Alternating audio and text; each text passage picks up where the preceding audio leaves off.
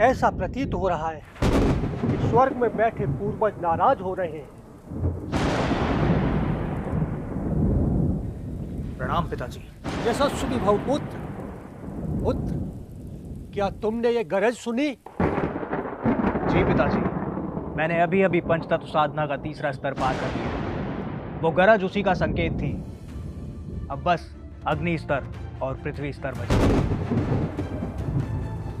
मेरा पुत्र तीनों लोकों की सबसे महान प्रतिभा है। पुत्र, तुम आगे चलकर एक दिन जरूर स्वर्ग सम्राट बनोगे। भतीजे, तुम्हारा साधना और हुनर सचमुच अद्भुत है। हमारा वंश का चिराग अवश्य अमर बनेगा। मुझे याद आ रहा है, मुझे सब कुछ याद आ रहा है। मैं और कोई नहीं बल्कि तीनों लोगों का सम्राट ब्रह्मकेश हूं।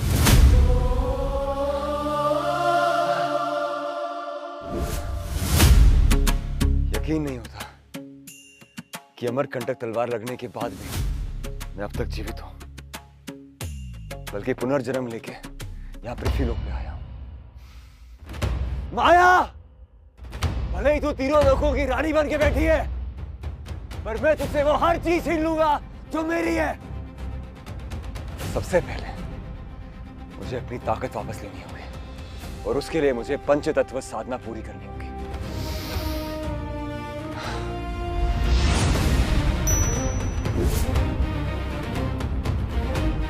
सोचा नहीं था कि पुनर्जन्म में तुम दोबारा मेरे लिए आओगे काल्पनिक।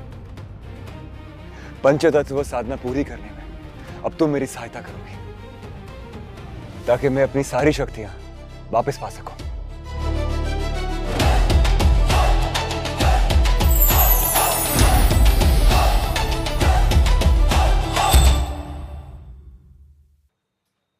रुको, ये हमारे राजकुमार का साधना पत्थर है। आप इसे यूं ही लेकर नहीं जा सकते।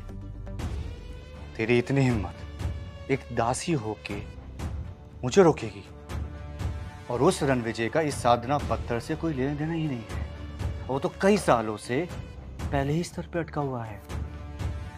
लेकिन आप किसी के कक्ष में आकर चोरी नहीं कर सकते। ये साधना पत्थर चाहिए? भले तुम एक दासी हो, लेकिन तुम्हारा बदन, कोई बात नहीं, मैं सही काम चला लूंगा। हितेश्वर, तुम ठीक क्यों? निकंबे, तेरी इतनी हिम्मत, तूने मुझ पे हाथ उठाया, मैं तेरा नामो निशान मिटा दूंगा।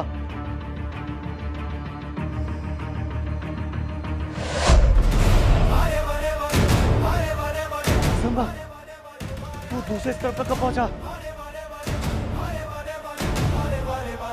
इसका मतलब राजकुमार की साधना द्वार खुल चुके हैं और अब ये पंचतत्व साधना भी कर सकते हैं।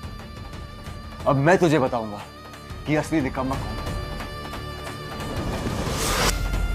ये तूने ठीक नहीं किया हितेश्वर। मेरी सांसें रुक रही हैं, मुझे माफ कर दो, मुझसे गलती हुई है, मुझे जाने दो, मुझे जाने दो। राजकुमार, राजकुमार, वो मर जाएगा। रणविजय, तुम देखना, इस घटना के बारे में मैं अपने परम मित्र दिग्विजय को अवश्य बताऊंगा और फिर मेरी बेइज्जती का बदला लिया जाएगा।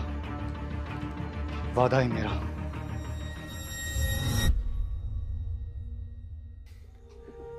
तुम ठीक हो ना? जी राजकुमार। तुम्हारे गले पे ये निशान चंद्रिका, तुम चंद्रिका हो ना? राजकुमार, आप ये क्या बातें कर रहे हो? कौन चंद्रिका? आपने फिर से वही सपना देखा? अब मुझे समझ में आया कि अमरकंटक तलवार लगने के बाद मैं अब तक जीवित कैसे हूं। मेरी जान बचाने के लिए तुमने अपनी अमर आत्मा को त्याग दिया। ये क्या बातें कर रहे हो राजकुमार? ऐसी बहकी बहकी बातें क्यों कर रहे हो? दिखाइए, आपको चोट तो नहीं लगी? दिखाइए मुझे। क्यों किया तुमने ऐसा? क्यों मेरे लिए तुमने इतना बड़ा श्राप लिया? क्यों मेरी जान बचाने के लिए तुम पृथ्वी लोक पर आके इतना कष्ट सह रही हो? राजकुमार, आप ठीक तो है ना? क्या हुआ है? नादान लड़की, तुम नहीं समझोगी। यह निशान माया देवी का दिया हुआ एक श्राप है। पर तुम चिंता मत करो, मैं हमेशा हमेशा के लिए तुम्हें इस श्राप से मुक्त कर दूंगा।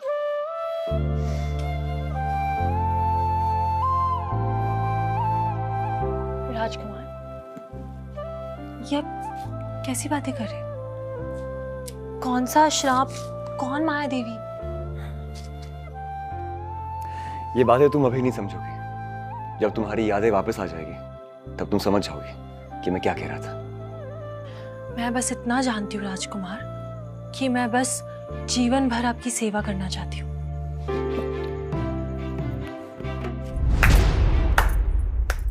वाह, क्या जोड़ी है। एक तरफ ये निकम्मा और दूसरी तरफ ये दासी।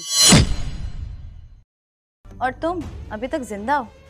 चलो, बच ही गए हो तो एक काम करते हैं। युवराज दिग्विजय और मैं आज से तुम्हारे कमरे में सोएंगे और तुम दोनों तबेले में। क्या क्या देख रहे हो? अगर तुमने मना किया ना, मैं इसे कोठे पे बैठा दूंगी, जहां इसका चलन औरत, कोठे पर तुझ जैसी बेशा बैठती है। अब मैं तुझे दिखाऊंगा कि तेरी असली जगह कहाँ है। रणविजय, ये तुम क्या कर रहे हो? महाराज, अच्छा हुआ आप आ गए, वरना ये मुझे अभी मार डालता। महाराज, मुझे भी न्याय चाहिए। देखिए, इस रणविजय ने मुझे मार मार के मेरी क्या हालत कर दी है। रणविजय, तुम्हारी इतनी हिम्मत! तुमने अपनी ही पत्नी पर हाथ उठाया। भूल गए राजवंश की मर्यादाएं और नियम।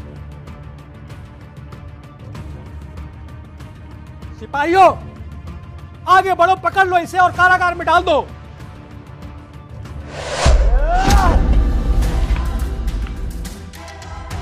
मतलब हितेश्वर सही कह रहा था, इसने सच में साधना शुरू कर दी है।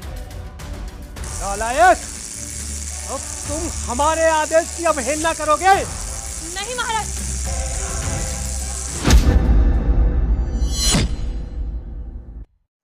तुम ठीक तो हो ना? महाराज, ये हितेश्वर, ये राजकुमार का साधना पत्थर चोरी करने आया था। जब हमने उसका विरोध किया तो इसने हमें छूने की कोशिश की। और चाचा श्री, जिस औरत को आप मेरी बीवी कह रहे हैं ना, सुहागरात के दिन वो आपके पुत्र के साथ सो रही थी। क्या ऐसी बेशा रूपी औरत इस महल में रहने के लायक है? क्या ये सच है? पिताजी, मैं और कमालिका एक दूसरे से प्रेम करते हैं। मैं इसे अपनी रखैल बनाना चाहता हूँ।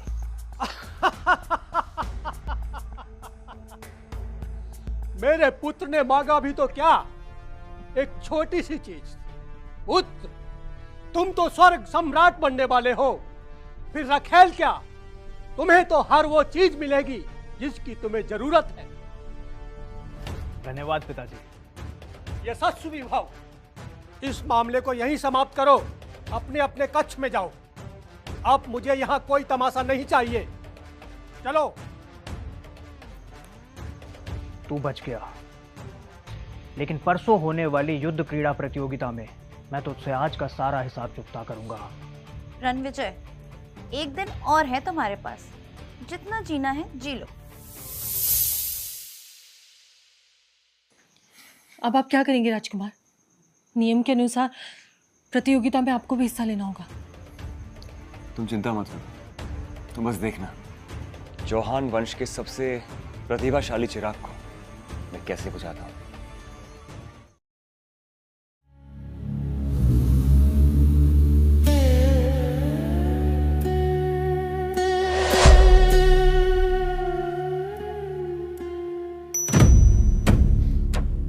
अपनी पंच तत्व साधना पूरी करने से मैं केवल आधा कदम दूर हूं। पिछले जन्म में मुझे इस स्तर पर पहुंचने में 3 वर्ष लग गए थे, किंतु इस बार कालमणि के आशीर्वाद से और सहायता से मैं मात्र 3 दिन में यहां पर पहुंचा।